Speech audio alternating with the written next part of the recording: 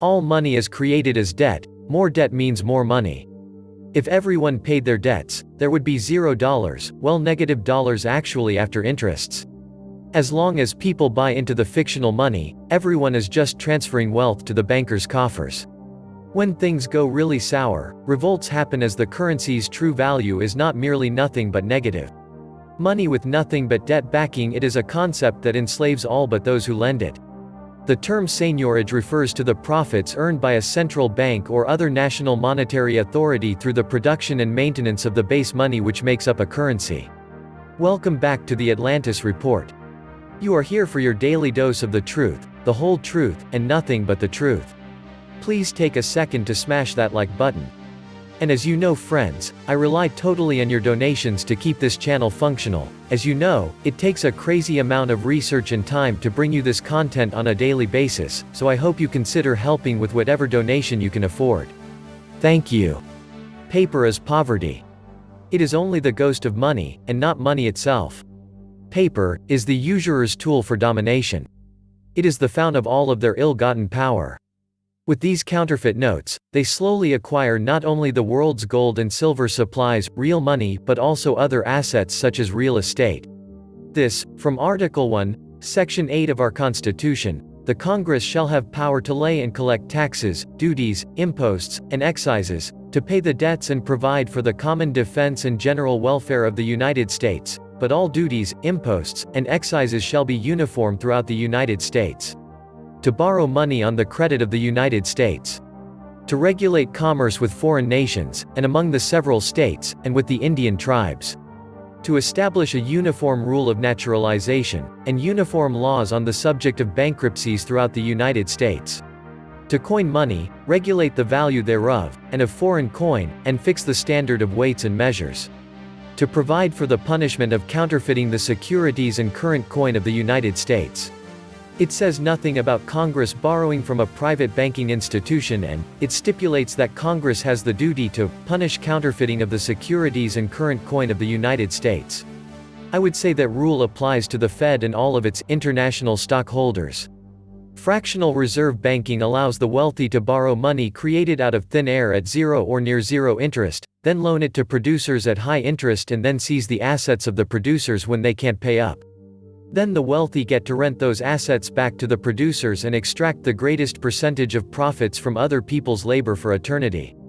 Fractional reserve banking not only enables the wealthy to own everything outright but does so without them having to break a sweat or risk anything tangible of their own. In the banking business, the private bankers become the owners of entire nations simply through bribing politicians and swindling the wealth of the people. For example, in 1914, the bankers promised that if we gave them the authority to loan us back our own money at interest, that they would make sure that there would never be any bank failures or inflations or depressions. After all, they assured us, politicians cannot be trusted with printing money, but only bankers who understand how to filch the smallest farthing should have such power. And so, the empty noggins on Capitol Hill believed that the world's greediest and most ruthless people could be entrusted with our wealth and gave to the bankers the Federal Reserve banking swindle, the world's biggest cash cow, for their very own. It took only 15 years for the bankers to get all of the kinks ironed out and the Federal Reserve banking system working smoothly. Then, once they were confident that all was in place, they and their relatives on Wall Street engineered the stock market crash of 1929 and the Great Depression. During the Great Depression, as millions of people starved and were thrown into poverty, the bankers grew fat and were able to buy cheap factories and businesses so that their extended families could also make a lot of money once they had brought them all over as oppressed immigrants from Eastern Europe. Once the factories were safely in the hands of their relatives, the bankers put those factories to work, making their relatives rich with war material for World War II. After all, nothing makes money for a banker better than a war. Unless, of course, it's 2 wars, or 3 or more than 3. Korea, Vietnam, and the present, unending wars do nothing but make money. Yes, wars kill and maim millions of people and cause unimaginable suffering, but they are really wonderful money makers for the bankers and their relatives in manufacturing and retail. Oi, such as profits, you wouldn't believe it. Such wars were never designed to be won and an end put to the alleged causes for such wars, because wars that are never won must forever be fought. And unending wars create unending profits for those greedy and ruthless monsters on Wall Street and the bloated creatures counting their profits in the banks. Yet the dangers of centralized banking are not new knowledge. For centuries, people, including many of our founding fathers, have tried to warn us of the numerous threats posed by institutions like the Federal Reserve. Today, it's understood by many that the recklessness of the Fed allowed for the subprime mortgages that caused the Great Recession of 2008. With over $26 trillion in debt, $200 trillion in unfunded liabilities, and, soon, an all-time high debt-to-GDP ratio comparable to World War II levels, however, it's not overstating it to say that the Fed facilitated out-of-control federal government spending constitutes the greatest threat to the American way of life in history. To understand the full extent of the debt and the destruction of the dollar, it's essential to realize that paper money has a history of being printed as bills of credit to finance runaway government. In 1775, the founders attempted to use paper money without gold or silver backing, and they found that the inflation robbed them of any value. In 1788, Thomas Jefferson wrote, "Paper is poverty. It is only the ghost of money and not money itself." If the American people ever allow private banks to control the issue of their currency, first by inflation, then by deflation, the banks and corporations that will grow up around them will deprive the people of all property until their children wake up homeless on the continent their fathers conquered. Money is totally an abstraction. Use gold, wheat, silver, uranium, paper, or accounting entries in a ledger. It does not matter. The problem is control of issuance and the purposes for that issuance. Governments have a long history of abusing money to fund their schemes, but that is not a problem of money. It is a problem of integrity in government.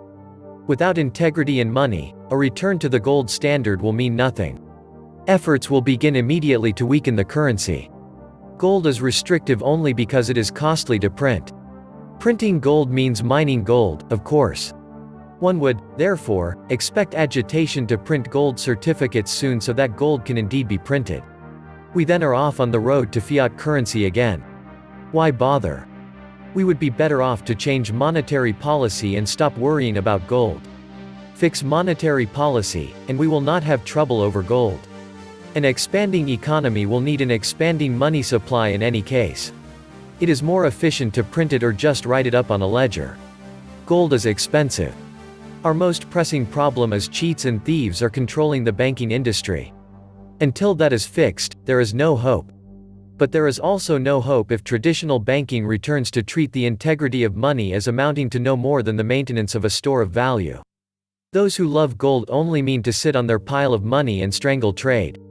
It is a classic problem reaction to which has brought us to the current free spending world we now enjoy and will again. The exchange of currency for goods is the reciprocal of the store of the value function. Value money as a store of value too much, and you will strangle trade. Until this is thoroughly understood, the effort to restore a gold standard will only bring a new hatred of banking as many will see money as too dear and act to cheapen it. Central banks earn seigniorage from the difference between the printing costs of the legal tender monetary base and its nominal value. In a simplified balance sheet of a central bank, money is visible in the liabilities side, which also holds the government's bank account, domestic liabilities, and the reserves of commercial banks and net worth. Net worth includes the capital of the central bank and valuation adjustments for changes in the foreign exchange rate and investments.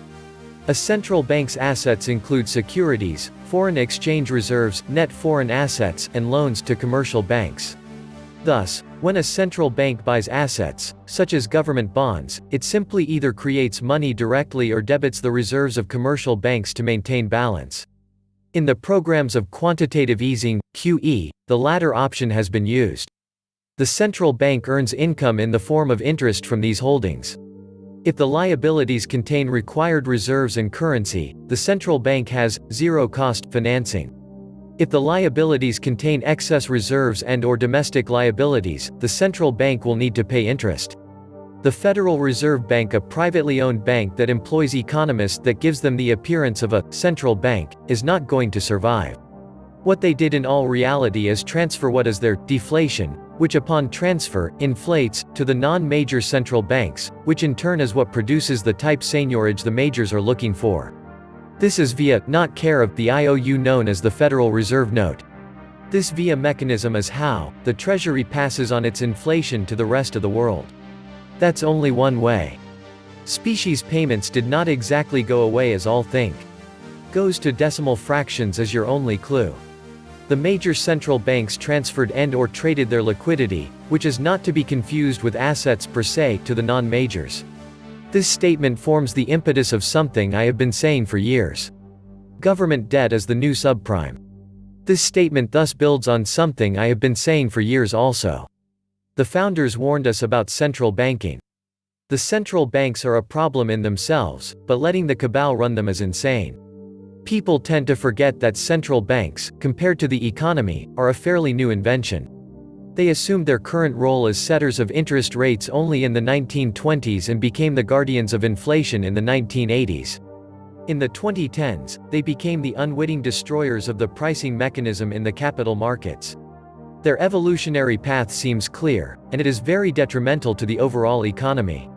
In the case of a recession, their only remaining, effective, stimulus option is some form of debt monetization, à la modern monetary theory.